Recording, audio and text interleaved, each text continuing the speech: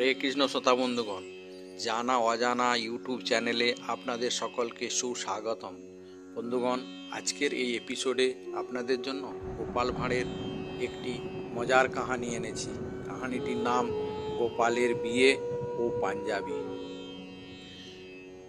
তাহলে এবার শুরু করা যাক। গোপাল নতুন পোশাক পরিয়ে এনেছে, পাঞ্জাবি। কাল রাতে তার বিয়ে। এই পোশাক পরেও গোপাল বিরক্তিভাবে তার মাকে বলল, জানো মা, দর্জি বেটা খুব পাজি। আমার পাঞ্জাবিটা লম্বায় 2 ইঞ্চি বড় করে ফেলেছে। এখন কি করি বলো তো? পরদিন সকালবেলা গোপাল যখন জিনিসপত্র কেনাকাটা করার জন্য বাইরে বেরিয়ে গেল, তখন মায়ের মনে হলো বেচারার পাঞ্জাবিটা 2 ইঞ্চি লম্বা হয়েছে বলছিল, কেটে ঠিক করে দিলে হয় না? তিনি কাউকে কিছু না বলে সোজা উপরে গোপালের ঘরে গিয়ে পাঞ্জাবিটা 2 ইঞ্চি কেটে বাদ দিল এবং তারপর মুখটা সেলাই করে নিচে নেমে চলে এলো।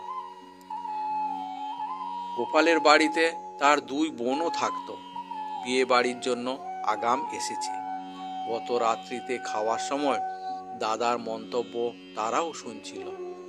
ওই রকম বেমানান লম্বা পাঞ্জাবি পরে বিয়ে করতে গেলে দাদাকে দেখে সবাই হাসবে যে, সেটা তাদের সহ্য হবে না। আর এ জিনিস তাদের অসহ্য মনে হলো। কিন্তু কেউ কাউকে নিজের মনের কথা খুলে বলল না। কিন্তু একটু পরে বড় বোন আবার উপরে গোপালের ঘরে গিয়ে তার পাঞ্জাবিটা 2 ইঞ্চি কেটে সেলাই করে দিল এবং চুপচাপ নিচে চলে এলো। কাউকে কিছু জানার সুযোগ পর্যন্ত দিল না।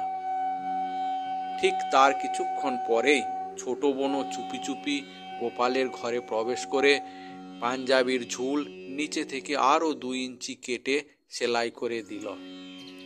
সবাই ভাবলো আমি গোপালের কাছে ভালো হয়ে যাব এই কাজটা করতে। এদের কাজ কেউ জানতেও পারল না।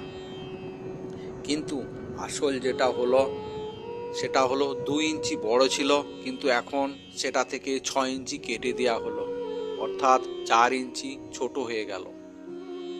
তারপর সন্ধ্যাবেলায় বিয়ের সাজ পরতে গিয়ে গোপালের চক্ষু স্থির যে পাঞ্জাবি তো 2 ইঞ্চি লম্বা ছিল, তা উল্টো এখন 4 ইঞ্চি খাটো কি করে হলো? তা সে কিছুতেই বুঝতে পারল না।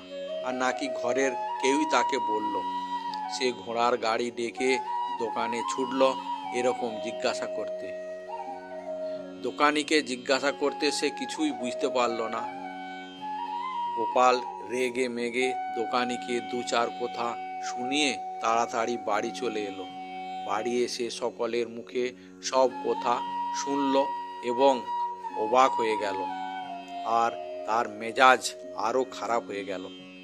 কিন্তু অন্যের উপর রাগ করে তো আর বিয়ে বন্ধ করে থাকা যায় না, বা বিয়ে না করতে যাওয়াও চলে না। তাই বাধ্য হয়ে গোপাল তাড়াতাড়ি বাজারে গিয়ে আবার একটা পাঞ্জাবি কিনে তাই পরে রেগে মেগে বিয়ে করতে গেল। আর এভাবেই পাঞ্জাবির বিভ্রান্তিতে গোপালের বিয়ে বাড়ি উদ্ধার হলো। তাহলে বন্ধুগণ, আজকের এই কাহিনীটি আপনাদের কেমন লাগলো কমেন্টস করে জানাবেন।